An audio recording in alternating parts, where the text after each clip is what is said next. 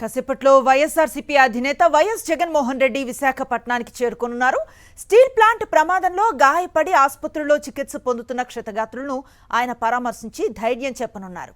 ప్రమాద ఘటన గురించి సమాచారం అందిన వెంటనే బాధిత కుటుంబాలకు అండగా నిలవాలని వైఎస్ఆర్సీపీ నేతలను వైఎస్ జగన్ ఆదేశించారు. మృతుల కుటుంబాలకు ₹1 కోటి చొప్పున పరిహారం ఇవ్వాలని వైఎస్ఆర్సీపీ డిమాండ్ చేస్తోంది. మృతుల కుటుంబాలకు 25 లక్షలు ప్రకటించి చేతులు దులుపుకుంది ప్రభుత్వం. రాష్ట్ర ప్రభుత్వం నుంచి బాధిత కుటుంబాలకు సాయం అందలేదు. మరోవైపు విశాఖ ఎయిర్పోర్ట్ దగ్గర పోలీసుల ఓవర్ యాక్షన్ కనిపిస్తోంది. వైఎస్ఆర్సీపీ నేతలను అడ్డుకుంటున్నారు పోలీసులు. పోలీసుల తీరుపై వైఎస్ఆర్సీపీ శ్రేణులు ఆగ్రహాన్ని వ్యక్తం చేస్తున్నారు. విశాఖ విమానాశ్రయం నుంచి మా ప్రతినిధి అనిల్ ప్రస్తుతం లైవ్ లో అందుబాటులో ఉన్నారు. అక్కడ తాజా పరిస్థితిని వివరించే ప్రయత్నం చేస్తారు.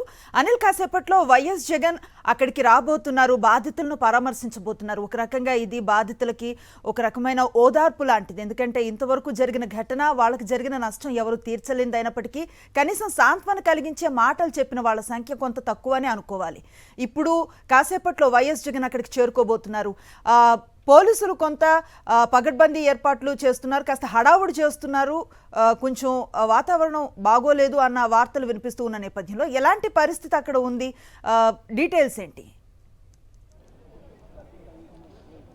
మరి కాసేపట్లోనే మాజీ ముఖ్యమంత్రి వైఎస్ జగన్మోహన్ రెడ్డి విశాఖ రాబోతున్నారు. విశాఖ వచ్చిన తర్వాత స్టీల్ ప్లాంట్ భారీ ప్రమాదంలో గాయపడి చికిత్స పొందుతున్నటువంటి క్షతగాత్రులను ఆయన పరామర్శించబోతున్నారు. అలాగే బాధిత కుటుంబాలను కలిసి ఆ కుటుంబ సభ్యులను ఓదార్చి మృతుల కుటుంబాలకు ప్రగాఢ సానుభూతి తెలియజేయడం మాత్రమే కాదు, వారిలో మనోధైర్యం నింపబోతున్నారు. ఈ ప్రమాదానికి ఘటనకు సంబంధించినటువంటి అంశాలు ఆయన వారితో మాట్లాడబోతున్నారు. అలాగే ఆయా కుటుంబాల్లో ధైర్యాన్ని కూడా నింపబోతున్నారు. ఒక రకంగా మంచి ఓదార్పు కూడా ఇచ్చేటువంటి అవకాశం కనిపిస్తుంది. మరోవైపు మొత్తంగా చూస్తే కనుక ఎయిర్పోర్ట్కి వైఎస్ఆర్ కాంగ్రెస్ పార్టీ శ్రేణులంతా కూడా పెద్ద ఎత్తున తరలి వస్తున్నాయి. వారిని పోలీసులు కూడా ఎక్కడికక్కడ నిలువరించేటువంటి ప్రయత్నం చేస్తున్నారు.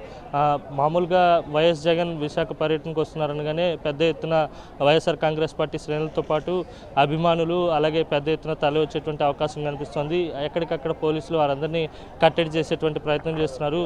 ఎయిర్పోర్ట్లో కూడా నేతలను కూడా రాకుండా అడ్డుకునేటువంటి ప్రయత్నం చేస్తున్నారు. ఎయిర్పోర్ట్ బయటనే ఒక చెక్ పోస్ట్ల బారికేడ్లు ఏర్పాటు చేసి అక్కడే వారిని అడ్డుకునేటువంటి ప్రయత్నం చేస్తున్నారు. వచ్చేటువంటి వారందరినీ కూడా క్షుణ్ణంగా పరిశీలించి పంపిస్తున్నటువంటి పరిస్థితి కనిపిస్తుంది. ఎవరైతే ఎమ్మెల్యేలుగా మాజీ ఎమ్మెల్యేలుగా ఉంటారో వారిని మాత్రమే లోపలికి అలౌ చేస్తున్నారు. మిగతా నేతలు అలాగే కార్యకర్తలు అభిమానులందరినీ కూడా అడ్డుకునేటువంటి ప్రయత్నం చేస్తున్నారు. మరోవైపు ఇక్కడి నుంచి నేరుగా మొదట ఎంజిఎం 7 హిల్స్ ఆసుపత్రికి వైఎస్ జగన్ చేరుకుంటారు. అక్కడ ఉన్నటువంటి క్షతగాత్రులను పరామర్శించి ప్రమాదానికి గల కారణాలు అడిగి తెలుసుకోవడం మాత్రమే కాదు, ఆ కుటుంబాలను కలిసి వారికి ధైర్యం చెప్పబోతున్నారు. మరోవైపు ఆ తర్వాత 7 హిల్స్ ఆసుపత్రిలో పరామర్శ ముగిసిన తర్వాత ఇక్కడ కిమ్స్ ఐకాన్ ఆసుపత్రికి రాబోతున్నారు. అక్కడ కూడా బాధితులతో మాట్లాడబోతున్నారు. బాధిత కుటుంబాలకు ధైర్యం చెప్పేటువంటి ప్రయత్నం చేయబోతున్నారు. మరోవైపు క్షతగాత్రులను కూడా కిమ్స్ ఐకాన్లో దాదాపు 10% పైగా గాయాలతో క్షతగాత్రులు చికిత్స పొందుతున్నారు. వారిని కూడా పరామర్శించి వారికి కూడా ధైర్యం చెప్పేటువంటి ప్రయత్నం చేస్తున్నారు. మనం విజువల్స్లో చూడొచ్చు. వైఎస్ జగన్ రాక కోసం వైఎస్ఆర్సీపీ నేతలంతా కూడా చూస్తున్నారు. వైఎస్ జగన్ రాగానే మాజీ ముఖ్యమంత్రికి ఘన స్వాగతం పలికి వారితో పాటు వారి వెంట వెళ్ళబోతున్నారు.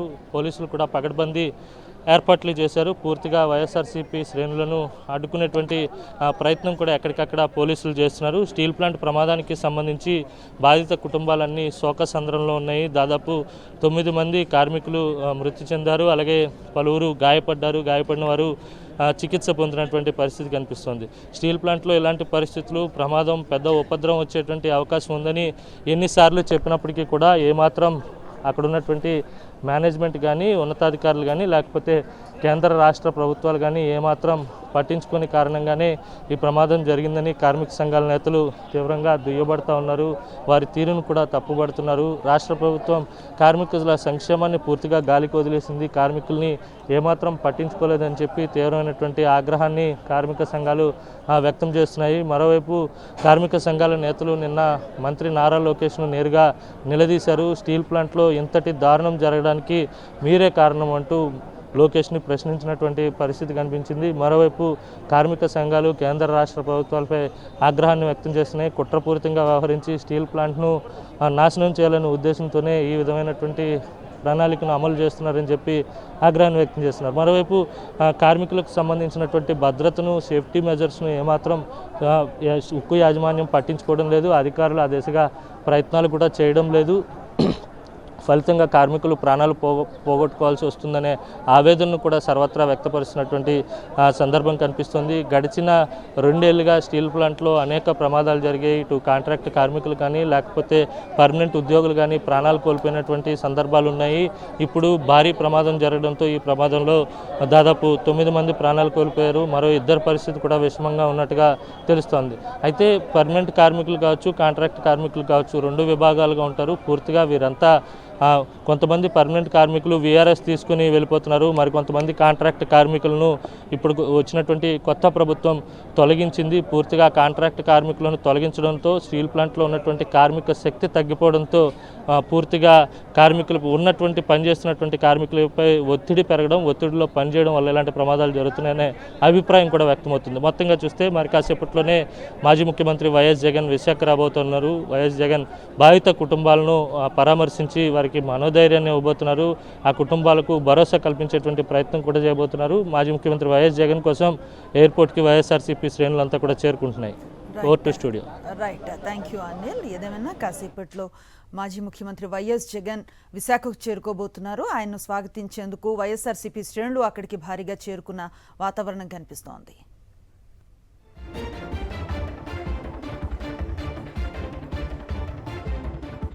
కేంద్రం స్పందించాలి, రాష్ట్ర ప్రభుత్వం స్పందించాలి. రాష్ట్ర ప్రభుత్వ నాయకులు కూడా కేంద్ర ప్రభుత్వ నాయకులతో మాట్లాడి వెంటనే 25 లక్షల రూపాయలు అనేటువంటిది ఏ మేరకు సరిపోతుంది? పోయిన ప్రాణాలు ఎలాగ తీసుకురాలేమో.